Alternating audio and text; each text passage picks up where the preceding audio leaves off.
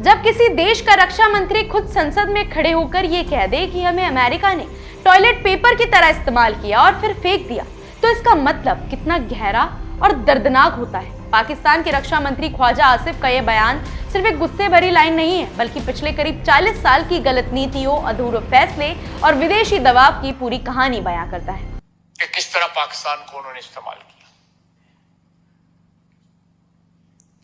Landmark तकरीर है उसकी,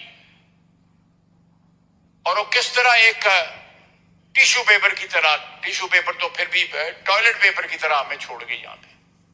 1980 के दशक में जब सोवियत संघ अफगानिस्तान में दाखिल हुआ, तब अमेरिका ने जिहाद के नाम पर पाकिस्तान को आगे किया, पैसा दिया, हथियार दिए और युवाओं को लड़ाई में झोंक दिया। उस समय इसे धर्म और देश की रक्षा बताया गया, लेकिन आज खुद रक्षा मंत्री कह रहे हैं कि ये सब असल में अमेरिकी रणनीति का हिस्सा था, ना कि कोई धार्मिक लड़ाई। सोचने वाली बात यह है कि जिन लड़ाइयों को कभी पवित्र कहा गया, आज उन्हें बड़ी गलती बताया जा रहा है। इतना ही नहीं, आसिफ ने यह भी स्वीकार किया कि इन युद्धों को सही ठहराने के लिए स्कूल कॉलेज के सिलेबस तक बदल दिए गए, ताकि बच्चों के दिमाग में जिहाद और हिंसा को सही ठहराया जा सके। और आज भी उसका असर पूरी तरह खत्म नहीं हुआ है। फिर 9/11 हमले के बाद जब अमेरिका ने वॉर ऑन टेरर शुरू की, तब भी पाकिस्तान ने फिर से वॉशिंगटन का साथ चुना।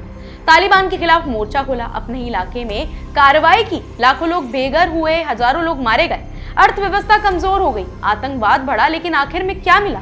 अमेरिका चुपचाप अफगानिस्तान से निकल गया और पाकिस्तान को उसकी परेशानियों के साथ अकेला छोड़ दिया गया। यही वजह है कि ख्वाजा आसिफ कह रहे हैं कि हमें इस्तेमाल करके फेंक दिया गया। उन्होंने पूर्व सैन्य शासकों जिया उल हक और परवेज मुशर्रफ पर भी सीधा आरोप लगाया कि उन्होंने देश को दूसरों की जंगों में धकेल दिया, बिना ये सोचे कि इसका अंजाम क्या होगा। अब सवाल यह है कि क्या ये सब पहले नहीं पता था? क्या उस समय किसी ने चेतावनी नहीं दी थी?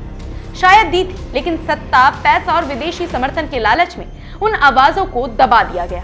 आज जब हालात बिगड़ चुके हैं, अर्थव्यवस्था संकट में है, सुरक्षा समस्या है और जनता परेशान है, तब जाकर ये सच्चाई खुलकर सामने आ रही है। ख्वाजा आसिफ का यह बयान सिर्फ अतीत की गलती मानने का नहीं है, बल्कि एक तरह की चेतावनी भी है कि अब पाकिस्तान को दूसरों के लड़ाइयों में मुहारा नहीं बनना चाहिए।